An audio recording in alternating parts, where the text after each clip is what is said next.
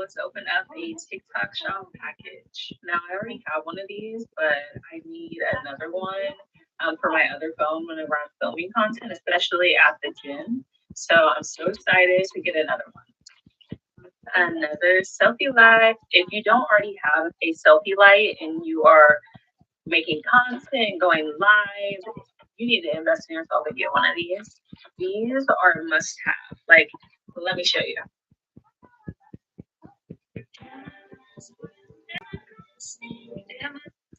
I have a Friday the 13th franchise hot take. So I'm gonna start with a disclaimer. I love the franchise. I love Jason Voorhees. He has some of the best kills. It's amazing. I'm not hating on the franchise. Twilight is getting a continuation, and a new chapter of the story is set to hit screens in early 2027. Yes, that same universe is coming back to life again. The Forest Roads of Forks, the mysterious atmosphere, and the story that millions of viewers once loved are opening a new chapter. And the most interesting part is that this isn't a reboot or a new version. It's a real continuation that will show what happened next after some time has passed. The world has changed, and the characters have grown, but some things stay the same. Old decisions, relationships, and secrets from the past could start playing a role again. That's why the return is getting so much attention. Fans are already trying to imagine what the next stage of the story might look like and what new events could affect the world of this universe. Now imagine that moment again. The quiet town, the deep forests, the familiar atmosphere, and the feeling that a new chapter is beginning. A story that once became incredibly popular with viewers now gets the chance to continue and show how his world has changed over the years. And maybe that's what makes this return so interesting.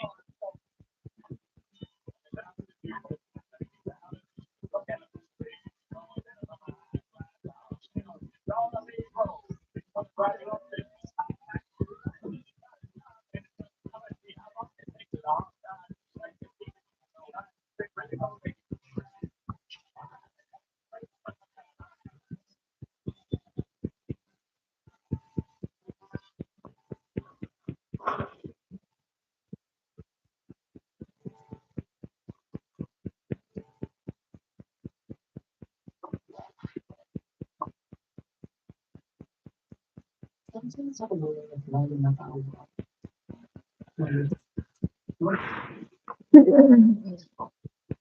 Shaping not just who we are, who we are as well. I do know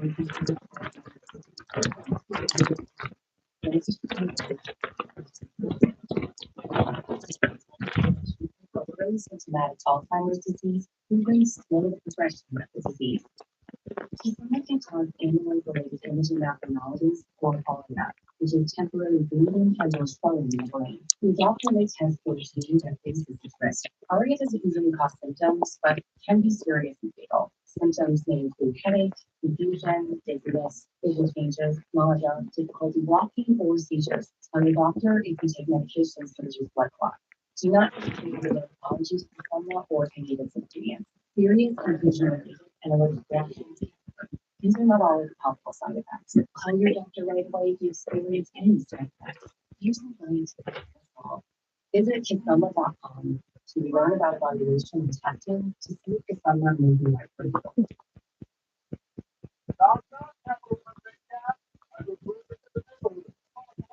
Sure, Chuck. Open Sunday, week, and look forward to it.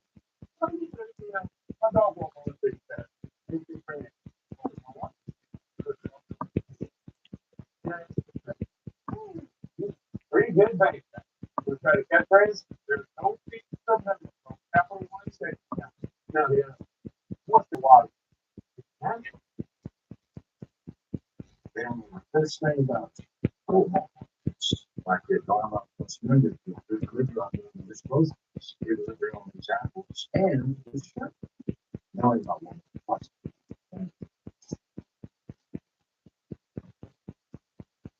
These three your neighborhood starting at 11.99.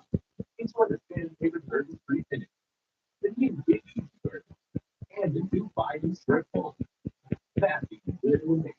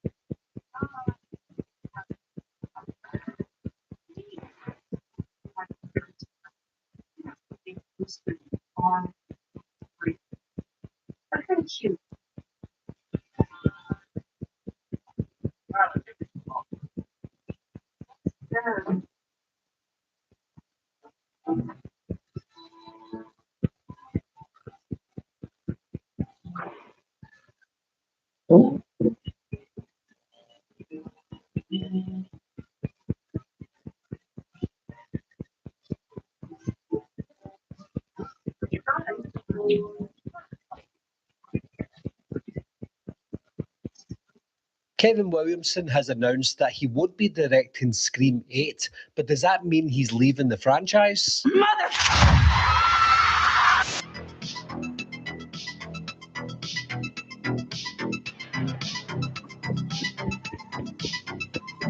Hi guys, my name's Barry and welcome back to the channel. Apologies, I'm all stuffed up right now, my nose, my throat. It's absolutely terrible, so there's going to be a lot of cuts in this video.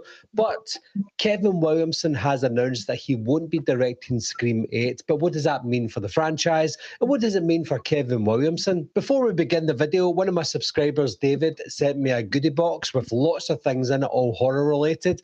And obviously, because this is a Scream video, the most interesting thing he sent me was Scream the game. I did see this online and I was intrigued to find out what it was. You download an app and you play the game. It's sort of like Cluedo, it seems, but you get a few goodies in the box as well, including that little knife there, which is quite cool. So I'm sticking it in my background for the time being. So thanks, David. I got the package a while ago. I didn't know what it was and I hadn't opened it, but opening it now is fantastic. Thank you very much. But going back to Kevin Williamson, he did say he's not directing Scream 8, and I think the reason for that, not because he's had enough and not because he doesn't want to be take anything to do with Scream, none of that. I think it's because of the timing, because Scream 7 has been so successful so far that they want to fast track Scream 8, and because Kevin Williamson has now got the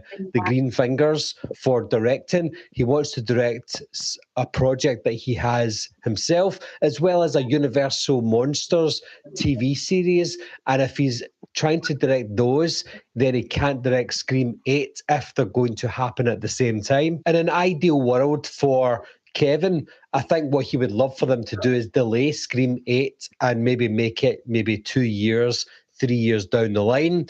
But business talks, money talks, and Paramount won't wait for Kevin Williamson. I don't think he wants to be let go. I think he wants to say, right, if you want to do it now, I can't be the one to direct this movie. For me, the ideal situation would be Kevin Williamson would write and direct the next Scream movie. That's obviously not going to happen. Hopefully, though, he has time to give a screenplay or maybe write Scream 8, whoever was going to write it in the future. Hopefully, it could be Kevin Williamson. So just because he's leaving the director's chair doesn't mean he's leaving the franchise. I believe that if he does leave the director's chair, then he will go on to write Scream 8, maybe do a screenplay for it, or he's probably, if he's not going to be doing those, he'll probably produce or executive produce Scream 8. It also doesn't mean that if Scream 8 is successful, then he would still not come back to the franchise. What could happen is he doesn't direct Scream 8, but he directs Scream 9 because he's now available. I think one thing's for certain, whether Kevin Williamson is writing or directing a Scream movie, when he's involved, you can certainly feel his involvement in the movies. Now, there's no coincidence that Scream 1, 2, 4, and 7 are my 4 favourites in the franchise, and those ones just happen to have Kevin Williamson involved in either writing or directing. So if he's not going to be directing Scream 8, I'm hoping that he has a hand in the writing of Scream 8 so that he's still involved and it's got that Kevin Williamson flavour. But what are your thoughts on it, guys? Do you think they should wait for him to direct Scream 8, whether that be 2-3 years down the line? Or do you think if they're going to go ahead with it regardless, do you think he should be part of it, whether it's producing, executive producing, screenwriting, or writing? What do you think, guys? Leave your thoughts and opinions down below. Let me know what you think, and I'll talk to you soon. I'll be right back. What are you waiting for, huh? Coming to get you, Barbara. Ever played in the cat? Someone's in the back seat! Tell me where you are, guys! Wolfman's got narc.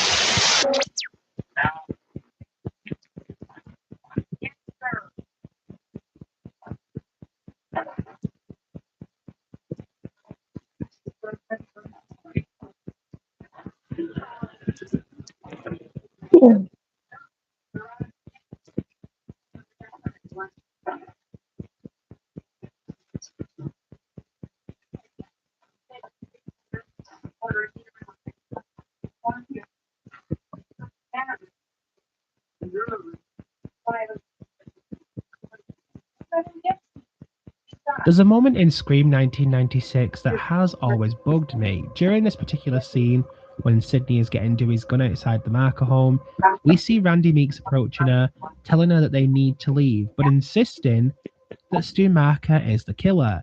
The ironic thing here is that Randy ends up being right in the end, but one thing has always made me wonder, what did Randy see here that confirmed to him that Stu was a killer?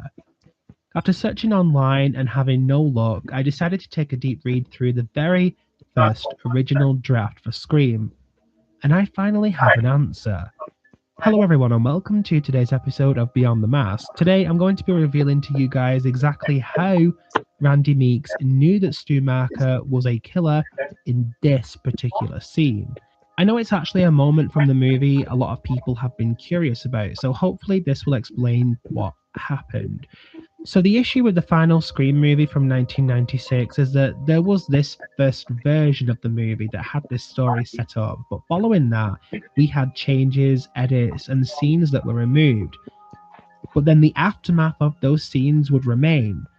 Well, this situation with Randy and Stu is no different. The whole scene here is an accumulation of scenes that were removed from the movie, and now the scene loses its context somewhat. So in order for you guys to understand the setup and what's going on here with this scene, I'm going to have to explain what happens in the original draft between Randy Meeks and Stu Marker. So I don't know if any of you have noticed, but Randy and Stu have a strange but interesting friendship. But I've always sort of considered them as friends, to be honest. They share many scenes together, and then if you notice during the Randy/Halloween scene, this ghost face obviously is Stu, but he hesitates when killing Randy, like he didn't really want him dead. And I think that Stu hoped that Randy would have left with everyone else when the call was made regarding Principal Himbry. So in the original draft, this is elaborated on. Stu and Randy were actually really, really close friends, so much so the whole Halloween watching scene didn't have a room full of teenagers. In actual fact, it was just Stu and Randy. They have this huge back and forth with each other, in which the dialogue spoken in the final film is the same, but just between these two characters, if that makes sense. The rules scene is the same, but it's simply Randy explaining them to Stu. There's so much more to their friendship, but in the original draft, I'd say Stu and Randy were closer than Billy and Stu, who had a somewhat abusive relationship. Randy appears to be only present in the script because he is Stu's friend. So what does this friendship have to do with that final scene the pair have? From the moment that Stu asked Tatum to get him beer, she disappears from the house party. Now remember that Stu and Randy are alone, and so the setting is far more intimate between the pair. So Randy is suspicious as to why Tatum hasn't returned to the house. Each time they're shown together, Randy asks Stu where Tatum is, to which Stu informs him he sent her to get beer. Then, following this, we get another moment with the pair where Randy probes Stu over Tatum again. Stu continued to brush it off, but Randy begins to get slowly suspicious. And that kind of just mounts over the whole movie watching thing. Whereas in the final version that we got, Randy never asks about Tatum. There's nothing to imply that he's remotely concerned as to why she hasn't come back. But Randy is actively probing Stu as to why she hasn't returned. So when Stu begins his attack against Sydney, the same scene occurs when, he walks in on Randy watching Halloween. But Stu actively, again, chooses to spare him. And it makes so much more sense with the extra scenes with the pair beforehand, because you knew that Stu actually liked Randy and considered him one of his close mates. So with Randy's mounting suspicion over Tatum, when he proceeds to find her in the garage, surrounded by beer bottles, based on the fact that Stu knew she had gone to collect them, Randy puts two and two together and immediately believes that Stu is the killer. After all, in the original draft, there was only Randy and Stu at the party at this point. So when Tatum disappeared, there wasn't a whole lot of suspects as to who could have done it. And Stu was continuous in his claims that she'd gone to collect beer and that he wasn't sure where she'd ended up. And it was that kind of brushing off that immediately aroused Randy's suspicion. So that is why Randy was adamant it was Stu. So a lot of this was changed when the movie hit theaters. We didn't see the interactions between Randy and Stu as much as they were in the original script. In fact, a lot of the dialogue between the pair was passed around the numerous partygoers in the finalized version. But they kept the Randy Stu scene in there. But without the context of the original draft, it's somewhat confusing why he was so sure Stu was the killer. But I do hope this has helped provide some closure on this scene and provided a clearer understanding as to why Randy was so adamant that Stu was a killer and that he and Sydney were in danger. I finally got my hands on more original scripts like this, so I will be covering a lot more from the franchise that we didn't see. So be sure to subscribe and sign up for notifications so you don't miss a single video. If you are unaware, I'm currently working on a novelization that will continue the Lakewood story that was set up in MTV Scream. The book will serve as a continuation to the story where it left off in season 2, and has also been okayed by the showrunners of the show, and will have the official Paramount title attached to it.